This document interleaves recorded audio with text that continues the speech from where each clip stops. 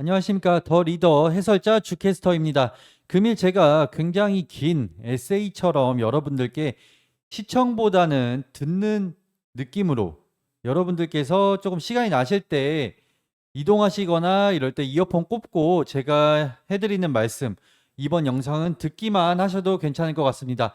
자, 그러면 앞에 보이는 카테고리처럼 첫 번째로 수익 나는 종목방 초대에 한번 여러분들께 소개해드리고, 두 번째로 엔화 전망과 엔화 하락의 이유, 그리고 내일 가장 중요한 이슈죠. CPI 발표가 잡혀 있습니다.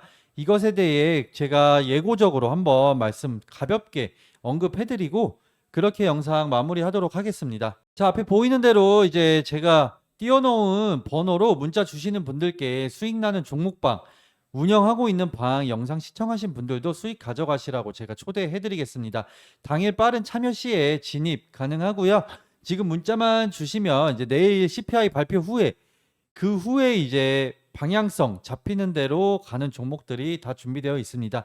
한번 궁금하신 분들 참여 많이 부탁드릴게요. 자, 오늘은 이제 제가 엔화에 대한 말씀을 드려보겠습니다. 엔 약세가 심상치가 않죠. 원엔 환율 기준으로 900원 선으로 다시금 밀려 내려왔습니다. 엔화의 약세는 향후에도 계속해서 이어질까요?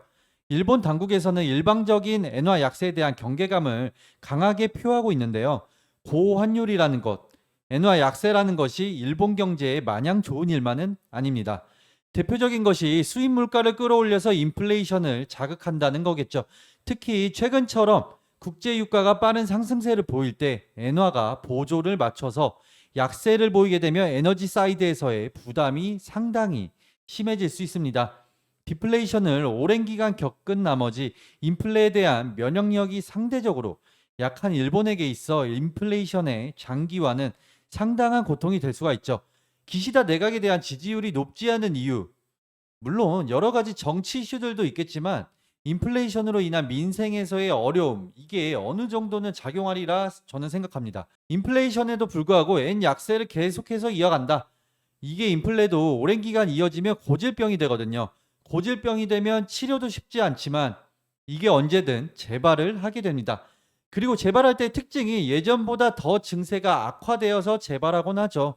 그래서 일본 중앙은행 역시 일본의 인플레이션이 고착화되는 것에는 상당한 경계감을 나타낼 수 있습니다. 그럼 인플레이션을 잡아야 하는데요. 그러려면 엔화의 일방적인 약세에 제동을 걸어줄 필요가 있겠죠.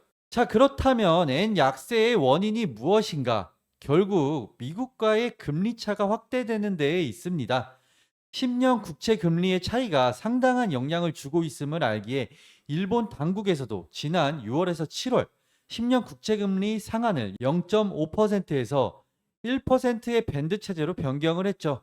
그 사이 어딘가에 금리를 위치시키고 싶은 겁니다. 사실 그 사이 어딘가보다도 1%는 넘지 않게 하겠다는 강한 의지의 표현이겠죠.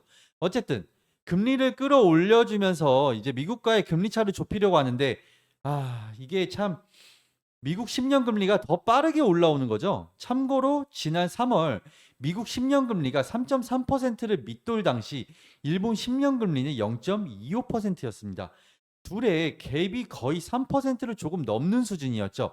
지금 일본 10년 금리는 많이 올라왔습니다. 0.7%를 나타내는데요. 망할 미국 10년 금리는 4.3%입니다. 그럼 둘의 갭은 지금 4.3에서 0.1을 빼게 되면 3.6%가 되어 있습니다.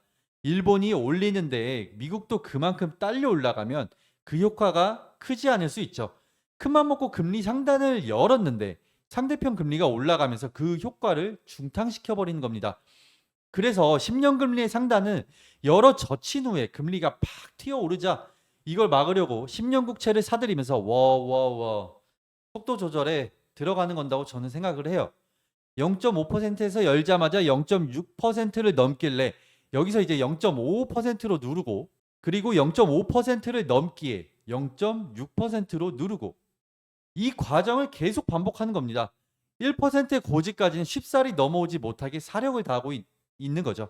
그런데요, 이제 이걸 누르는 과정에서 국채를 매입하면서 엔화를 공급하게 되니 엔 약세가 보다 두드러지게 됩니다.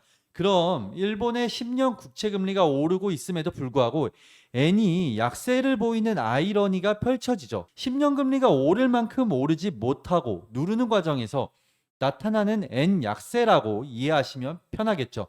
10년 금리의 상승을 제어하면서 엔을 풀다 보니 엔 약세가 보다 두드러지는 겁니다.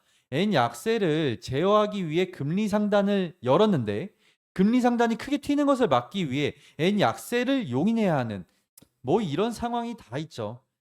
그래서 이제 일본중앙은행도 극한 직업이라고 보여집니다. 저는 이제 마무리로 이 정도 제 개인적인 생각을 말씀드립니다. 오늘은 왜 이런 해설을 드리냐면은 내일 이제 CPI 발표가 굉장히 중요하기 때문이죠. 내일은 제롬 파월의 모든 집중을 해보려고 합니다. 왜냐? 개별 종목보다는 이제 현재는 시장의 상황이 가장 중요한 시점이에요.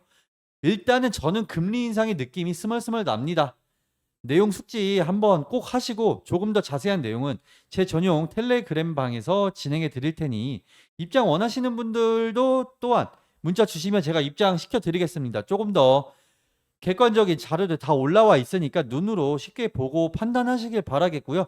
저는 여러분들이 시장에서 어느 정도 객관적인 정보는 다 알고 접근을 하시는 게 좋다고 생각이 들기 때문에 매일 이렇게 시장 상황 영상 찍어 드리도록 하겠습니다. 이만 오늘 영상 마칠게요. 긴 내용 들어주셔서 감사합니다.